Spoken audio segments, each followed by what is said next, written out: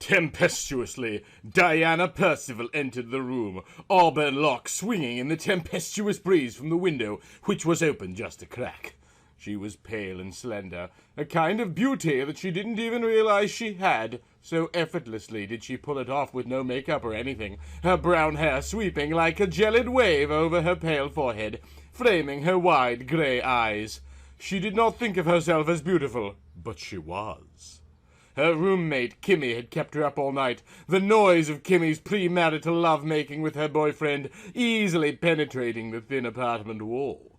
With the patience of a saint, Diana turned on the kettle, preparing to make her morning tea. As the water came to a boil, Kimmy and her boyfriend, Quart, entered the humble apartment kitchen, both in their bathrobes. "Oh, morning, Diana," cried Quart. His muscular body was visible under the bathrobe, through the V-shaped bit around what would have been the collar if it were a shirt. But Diana was not interested. Quart was good-looking, sure, in a genetic sort of way, but Diana was never attracted to him, or to any man she'd met before, or any woman. That really was the word for Quart Flagstaff. Genetic. He worked at a sporting goods store, listened to the Rolling Stones, and his favorite movie ever was Aliens. His sharp cheekbones and strong chin could make most women weak at the knees, but not Diana. She was above that. "I've boiled enough water for all of us," explained Diana. "Would you like tea too?" "Yes, please," announced Kimmy, giggling, her fingers snaking around Quart's fingers. "Thanks, Diana," grunted he. "So, you got any plans for the day?" "I have work," Diana expostulated. "Starting my internship today." "That's right," asserted Kimmy. "With that super rich billionaire today. Man, I wish I were a billionaire. Money would solve a lot of my problems." She giggled shallowly. Kimmy was blonde. "So, are you excited? Hey, this could be your chance to marry rich." Diana scowled. "I'm taking my internship very seriously. Stop being so shallow, Kimmy." After breakfast, Diana proceeded to drive into work downtown. The drive was uneventful. As she entered the lobby of the offices of International Mergers Synergy Flexicor Incorporated Holdings, however, she felt a trepidation of fear. The receptionist at the front desk was an intimidating blonde with immaculately applied makeup and an expression of utmost severity. And here Diana was, in an old pullover, a t-shirt for a rock band, and running shoes. "Do you have an appointment?" the receptionist sneered. "Yes," responded Diana. "I'm the new intern." The receptionist smiled thinly. "I'll let them know you're here. Please have a seat." Diana cautiously sat in one of the armchairs, upholstered in red leather. The entire waiting room was in warm tones, she realized. Red leather armchairs, a thick orange carpet underfoot, and leopard print wallpaper. She had heard that Mr. Horsebox was a very dynamic person, so perhaps the decor motivated him and kept up his energy. There were large framed portraits on the wall, some of them of castles and things like that, but one thing that really caught her eye was of a man standing at a window, looking out at the sea. The view was from behind, so his face was not visible. She wondered if this could be the mysterious Mr. Horsebox. After what seemed an eternity, the receptionist once again deigned to acknowledge Diana's presence. "Mr. Horsebox will see you now. 30th floor." The elevator doors opened. Diana stepped in and took a deep breath before pressing the button for the 30th floor. She couldn't have known in that moment what a life-changing moment this would be. She, a mere intern, was stepping into the world of the rich and powerful, a world from which she was destined never to return. She knocked on the mahogany door of his office, just below the golden plaque reading Augie Horsebox, CEO and President. "Come in," recited a rich, low voice from the other side of the door. Gingerly she opened the door and stepped into the office. Mr. Horsebox, as in the painting, was facing away from her out the window, gazing out over the skyline of the city he practically owned.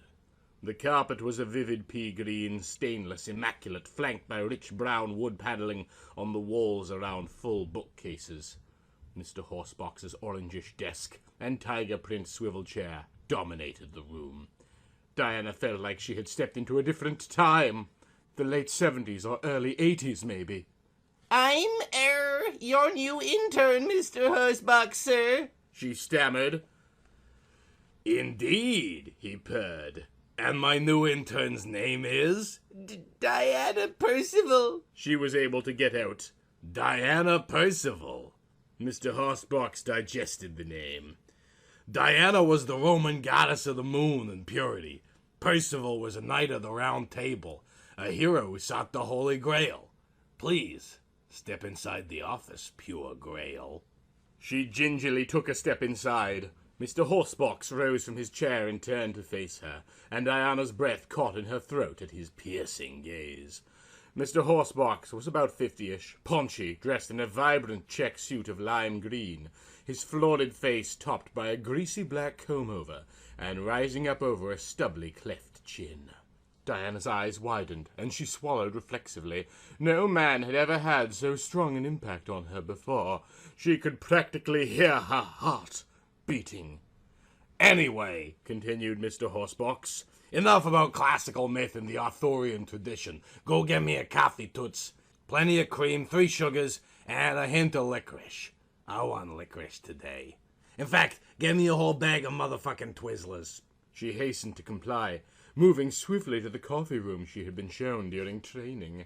As she brewed the coffee, she struggled to collect herself. During her orientation, she'd never met Mr. Horsebox, nor even seen a picture of him.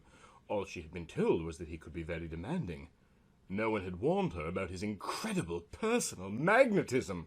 She felt weak at the knees, her mouth watering, and a moistening sensation down there. Meekly she returned to his office, a cup of saucer of coffee in one hand, precariously balanced, and a bag of Twizzlers in the other from his personal stock. Oh boy, ejaculated Mr. Horsebox. I sure can't wait for this dang old coffee. I've been looking forward to this dang old coffee all the morning through.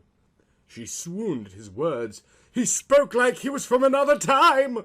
Suddenly, she found herself tripping, a wave of the coffee flying out of the cup just as Mr. Horsebox stood up, and it landed right in his lap. Her scream of horror was louder than his of pain. The cream had taken the edge off the heat of the coffee, and he seemed more surprised than hurt. My trousers, he announced. They got them stains now, alas! I'm so sorry, Mr. Horsebox. Let me help you. She begged. Without thinking, she reached toward his stained trousers, wiping desperately at them with the napkin. Had she taken a moment to think, she would have realized she was reaching right for his ample crotch. And once her brain registered what exactly the hard surface she was rubbing against must be, she went beet red, her eyes as wide as saucers.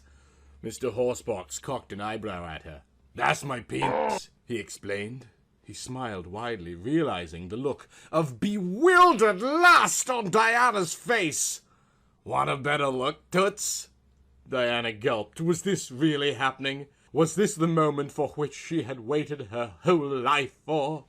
She gulped again, gathered her thoughts, and nodded. Mr. Horsebox grinned. He had 2 gold teeth. He unbuckled his leopard print belt, allowing his checked pants to fall to the floor around his grey socks and brothel creeper shoes. Diana slowly pulled down his grey moth-eaten briefs to find the biggest, smelliest dick in the world. She gagged at its overpowering odor, but that only added to her arousal. Grasping his mighty kielbasa in both hands, she began to pump it, taking its girth into her mouth. "Oh yeah, Toots, slurp on that chode," he commanded. He reached a hand down to her face, caressing her cheek and sliding his index finger up her nose. Diana was on fire with lust. "You like that finger up your nose, baby?" She nodded. "Yeah, you're a dirty nasal strumpet, ain't ya?" She nodded again. She could smell the Cheeto dust on his finger as her tongue circled the greasy underside of his knob. "Get up on the desk, pure Grail," he said. "I'm gonna make you not so pure." She hastened to obey, hitching her hips up against his desk and leaning back over his to-do pile. Mr. Horsebox pulled up her skirt, bunching it up around her hips, and swiftly ripped the front from her sensible cotton panties. "You won't be needing no undies while you're working for me," he proclaimed, and began rubbing the cheesy head of his dick against her opening. "Ready for that fat old big pigs, girl?" he inquired. She nodded. With some effort he was able to get it in, and she cried out in ecstasy. He flopped across her voluptuous body, his pants still around his ankles, and drove his mighty dog into her. Oh, Mr. Horsebox! Diana screamed as he ruptured her hide, her blood staining his desk. Mr. Horsebox grinned and licked his lips. It seemed to go on for several minutes to Diana, the eternal humping against the desk. Finally, he seemed to be reaching his climax. He sucked on her nose and came deep inside her. Diana howled like a coyote. Afterward, Mr. Horsebox pulled up his pants and did up his belt. He tossed her a greasy napkin, stained with the crumbs cookies. "Clean yourself up," he stated. "After that, I think it's time you and I take a trip to the jewelry store. If you're gonna be working for me, you gotta look the part, dollface. Do you like the minions? Youse would look great with the minion necklace." Diana smiled despite herself. This was going to be an unforgettable internship. You are my rose, you are my rose, you are my rose. You are my rose, you are my rose, you are my rose.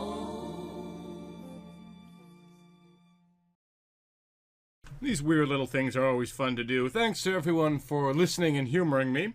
And I'll see you next time, probably with more of that light and dark shit. Special thanks to all my Patreon supporters, particularly Michael Maris and Break System BSC.